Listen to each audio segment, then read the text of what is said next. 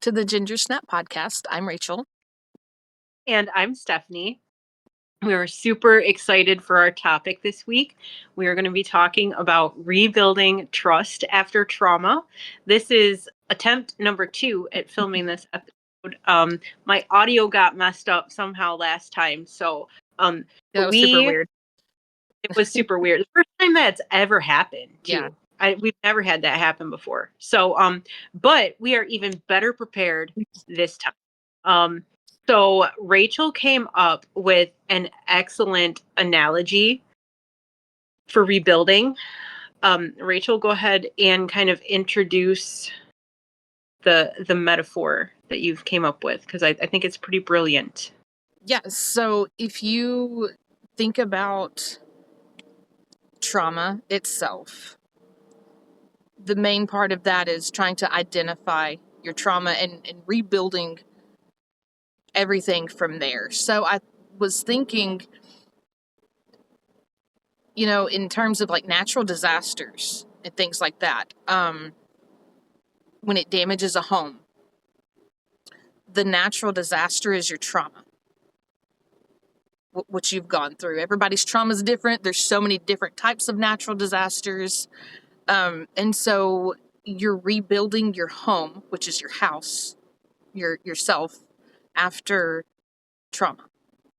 So you have your foundation, your actual structure, and then the maintenance. And the same is true for yourself.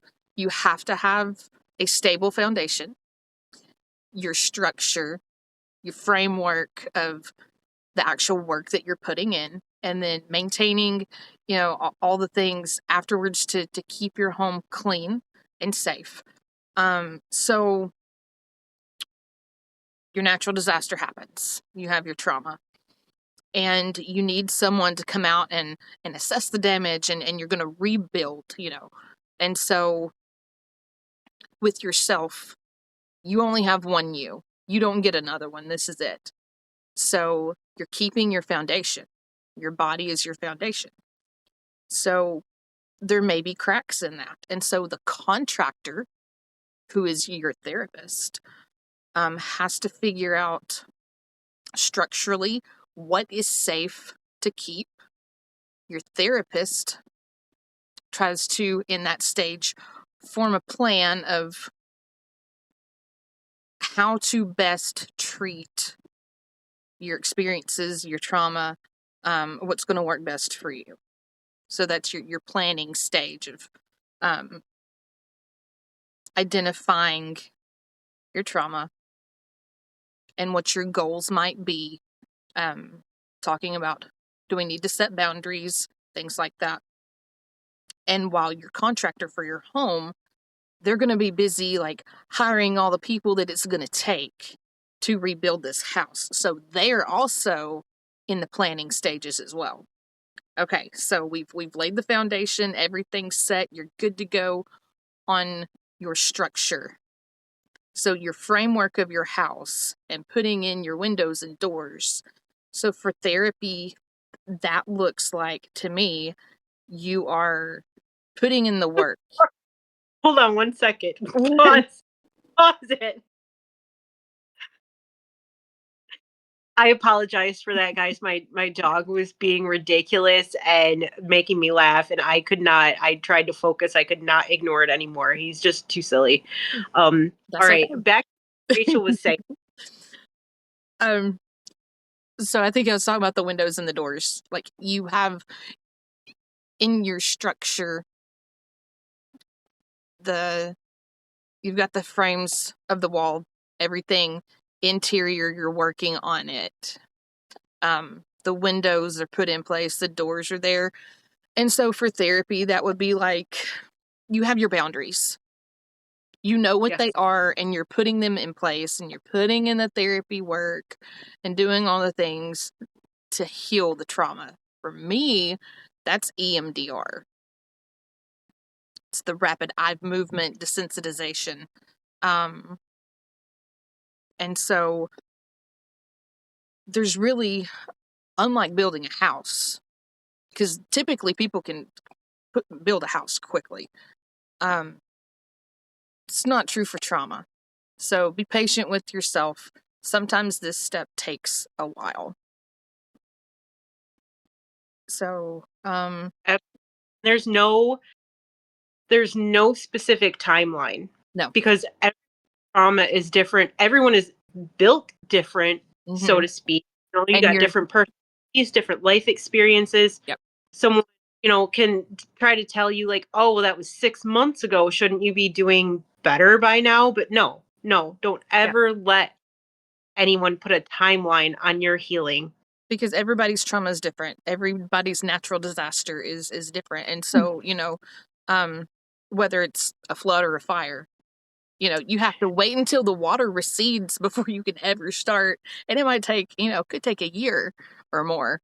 Or But more. anyway, Sometimes years get to the place where, you know, you feel like you can start healing. Like yeah, it varies so much. You can't, there's no specific blueprint to follow necessarily. no, And what work one person might not work for another person. And you might have to try many different avenues before you find what really works for yep. you. And then that is the beginning of your healing once you actually find what works. And, you know, even sometimes in building a house, you might have someone that you've contracted out to like be the electrician or be the plumber and them get their wires crossed and be like, hey, this is supposed to go here. And they're like, well, no, this needs to go here. You know, so you might have a little bit of back and forth with that as well. You know, just like you would in like trauma therapy.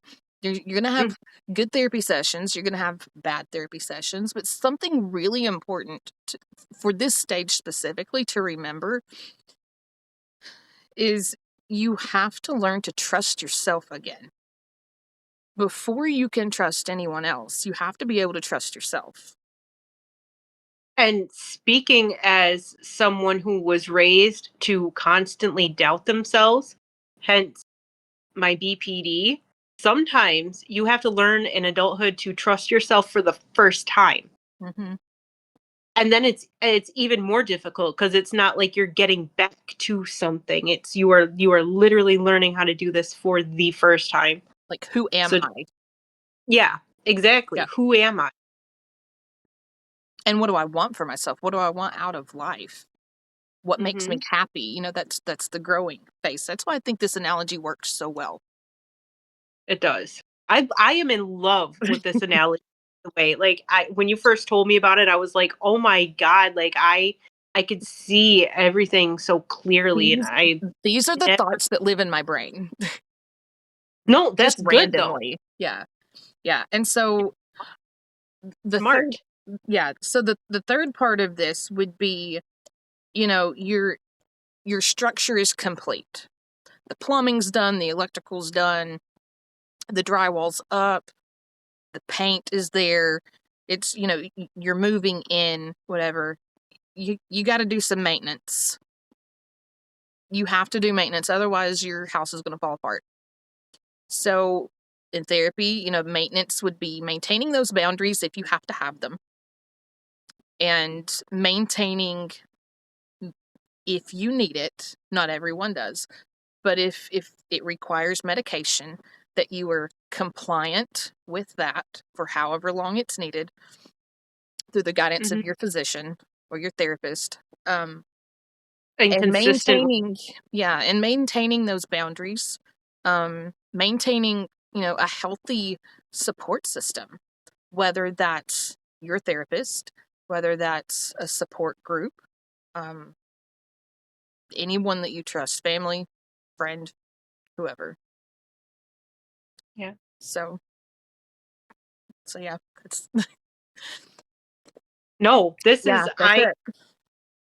I am in love with this. I think it's something that everyone can relate to, and Yeah, even not even necessarily just trauma survivors. I mean, just anybody when you're like growing and developing into like a full grown person, you know? You right, I mean, figure out like we said, like who am I? What makes me happy? What do I want out of life? You know, where do I want to be? right, Want to let into my structure? right. And Who do I You can take it another step further if you are a spiritual person, whatever your spirituality looks like. So that would be for me having God as the foundation Mm-hmm. of everything. Because without God, for me, everything else falls apart. You do things your way and you're going to be proven wrong. Mm-hmm. Yeah. Just because we Yep. think we know what's best for us, that's not always the case. But That's when I consult Taylor Swift lyrics. I'm just kidding. Actually, I'm not really kidding. But, I mean, we each have well, our own things. yeah. I mean, and that's part of like your maintenance too.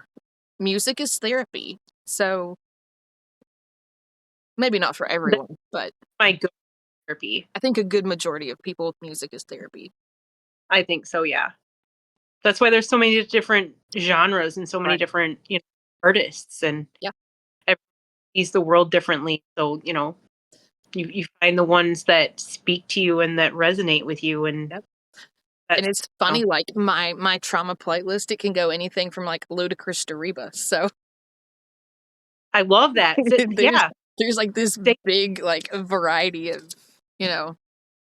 Mm-hmm. I've been having my Spotify DJ play me music lately because I've been so indecisive because I've had so many mental tabs open lately, and been kind of all over the place, but he knows what's I, up.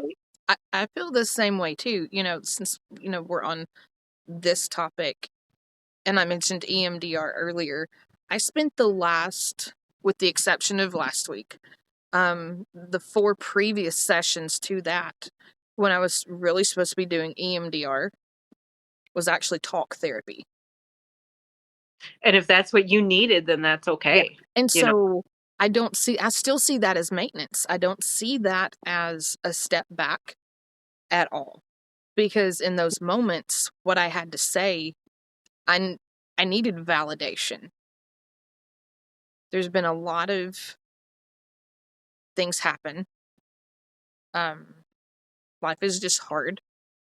And so the last, I don't know, not 9 months ish, um, there's been 6 deaths, people that I know. you've had a lot of loss. Yeah.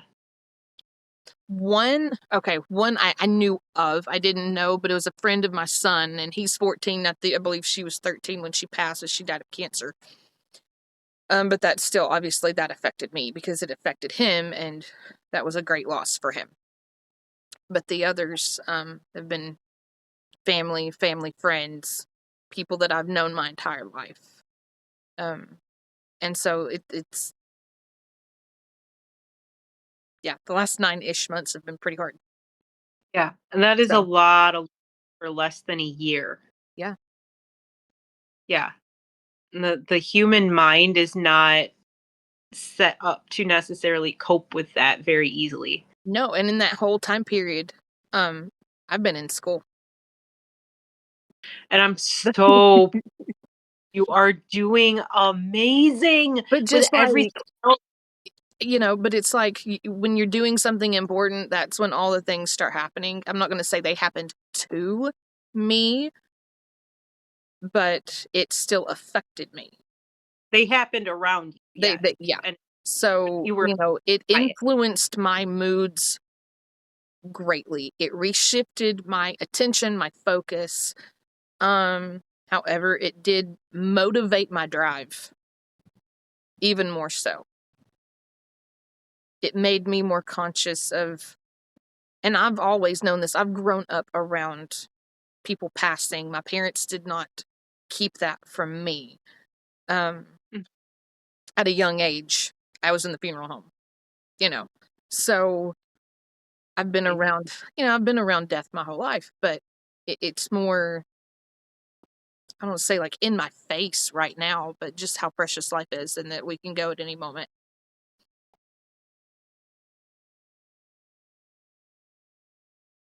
So, yeah. Yeah.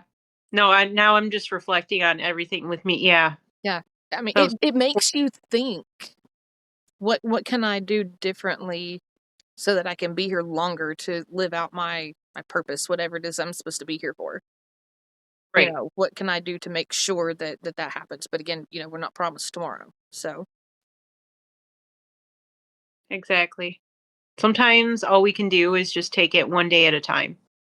And some sometimes it's everything, like, have a lot like that going on, it's too overwhelming yeah, to think sometimes too it's far. just moment by moment. It's not even like day to day. It's just like from Right. one scenario to another. Let's just breathe and get through this particular thing. Like me and my Hmm. exams.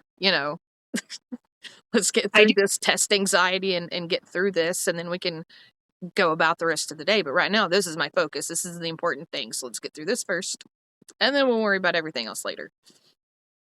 I do the same thing at work. You take it task by task. Like, okay, Mhm. I'm working on this now, and then after that, then this is my next thing, and I do that. To get through my shifts Yeah. because some like things get rough, or even on my days off when I have a lot going on. And it's like, okay, you just check things off your list, and then you pat yourself on the back as much as you need Yeah. to get through it. Okay, you did that little task that seemed super overwhelming because you have 1,000 things on your mind, and you Yeah. just kind of give yourself some positive encouragement to just kind of to get things done. Yeah. So I had an idea. So the last time we did a live, we did some rapid fire questions. So Hmm. I thought Yeah, it would be so much uh, fun. I thought it would be fun to like end this episode with a rapid fire question each. So Okay, I was yeah. prepared. Like yeah. Yes. Yeah, So we'll go with it. what is one thing that you try to do weekly to maintain your structure? Yeah.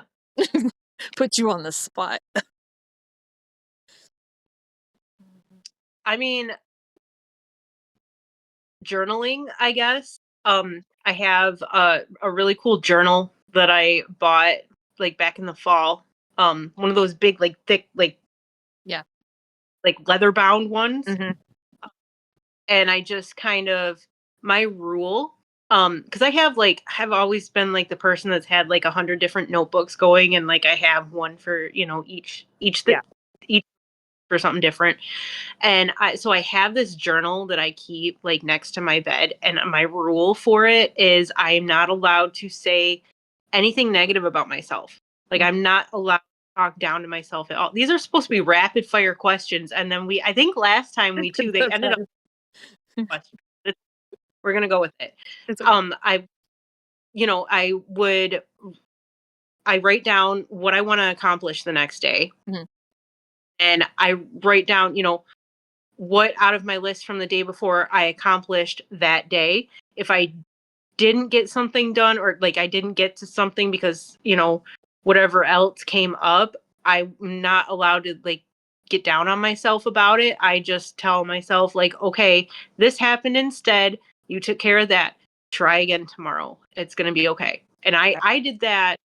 um I just took like a random notebook a couple years ago. My whole life fell apart essentially, and I had a whole bunch of stuff happen within like less than 2 months time.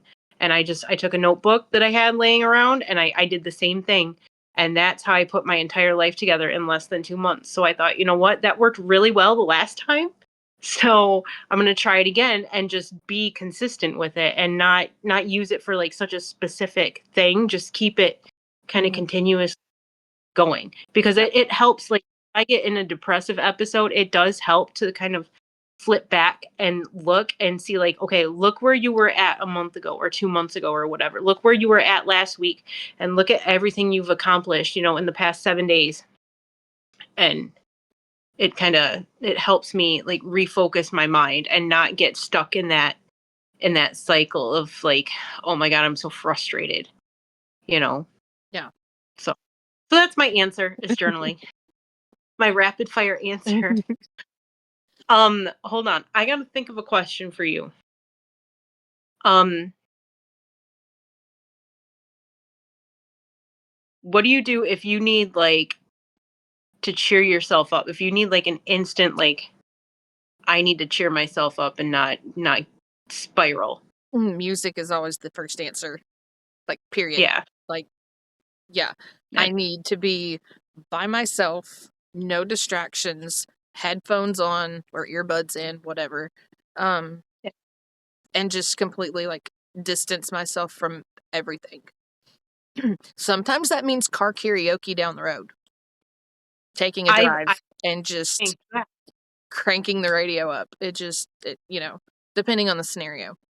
So I'm fortunate enough to live near a couple of state parks. And so it's very easy for me to just get in the car and drive to a park and just kind of like drive through. And if I want to stop, and like I love photography too. So, I may stop and take a couple of pictures here and there or whatever. It just depends on what I want. I'm the type of person that usually likes to be with people, so I'm not one to like do things alone. So I'm not gonna like get out and try to hike or something like that, by myself. Yeah. I mean, I know it's That can be therapeutic and I enjoy it like with other people. Like, even like tomorrow, a classmate and I are gonna go hiking because we had the day off randomly. right. So yeah, I guess being in nature would be a very close second.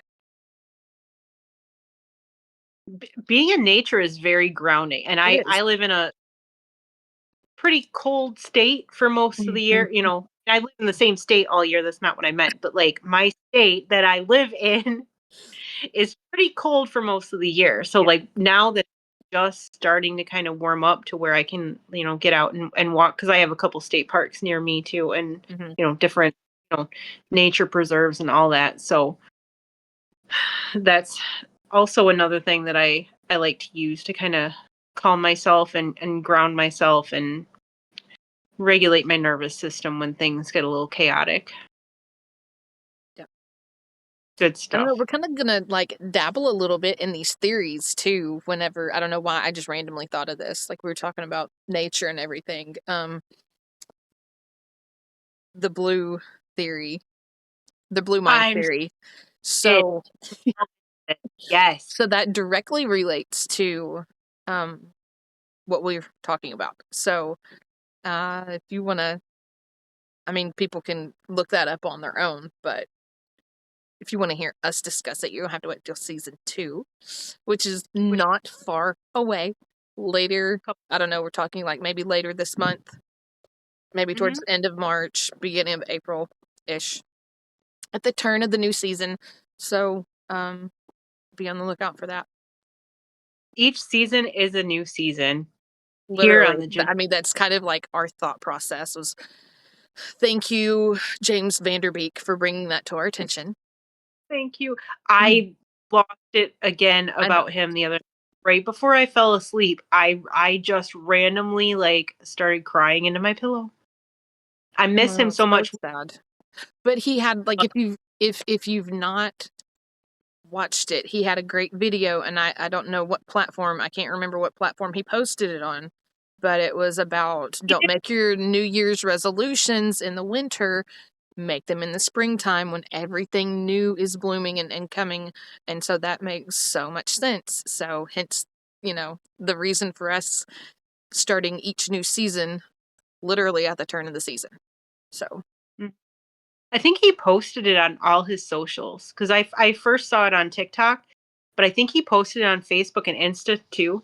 So I think I'm gonna go back in his Facebook posts and share it on our page mhm, if I that's a good idea. because all three because it's Yeah. so and it's so to watch. His voice is Mm, so soothing, and it's so if you are a Dawson's Creek fan, his theory in this video is so Dawson coded, it and is. just It the really fact is. that it's him saying it, so it's like you are literally hearing it in Dawson's voice. It's yeah, it's really awesome. Yeah. So, and I am gonna make my New Year's resolutions and announce them in a couple weeks in honor of him because of that. Because he's absolutely right. Who wants to make New Year's resolutions in January when you can't even, most places you can't even go outside really and actually be comfortable because it's so freezing and there's too much snow all around and everything is blizzarding and eerie. So you don't Unless you're want. like me and all you get is low air quality. Well, yeah, okay. Up here in the north, we just get blizzards. Well, that was it several weeks ago. We were at first supposed to get like 17 inches, and then it's like, oh no, y'all get like 3 to 6 inches, and then it was, now you just get some low air quality. That's it. And it was like a little bit of a dusting, but hardly nothing at all. So, but that's okay. Right? You can have it. But spring is near. Yes. So we will be back with you guys soon, hopefully next week with a new episode. We appreciate you guys being patient and hanging in there with us while we get this refilmed. We had a super busy past couple of weeks, so we haven't gotten to do much here with the pod. We are back to it. And we have very exciting things coming. I am waiting to hear back on something that hopefully is going to come into fruition that I'm super about. I know Rachel is too, obviously, but yeah, there's going to be good things coming up. So stick with us because we're doing the thing. It's going to be awesome. So, yep, it's exciting. And follow us on TikTok and Facebook, the Ginger Snap Podcast. Look us up, follow us on there. On TikTok, our personal accounts are linked in the bio. Like and subscribe. Click that notification bell to get notified about episodes. I want to start making more shorts again, too. So, because those have been doing really well. So, and make sure you're sharing it out too, because this is more for you guys than it is for us. Like, yes, it's therapeutic for us, but we're here to just create a community. So it's also important to say that neither one of us are mental health professionals in any form. We are just two friends who share similar diagnosis, who want to be able to start these hard conversations. And so that's why we're here. And build a that you don't feel. Yeah. So you are the community, and we can't build it without you guys. So share it as much as you're able, just so that we can just support each other. It helps get the word out. It's free to do, and it helps us build up our community, more people to talk to. Yeah, count it as like your random act of kindness for the day. There you go. Yeah, that's good karma. Yeah. Good karma. So thank you guys for being here with us this week, and we will see you next time here on the Ginger Snap Podcast. Bye, everybody. Bye.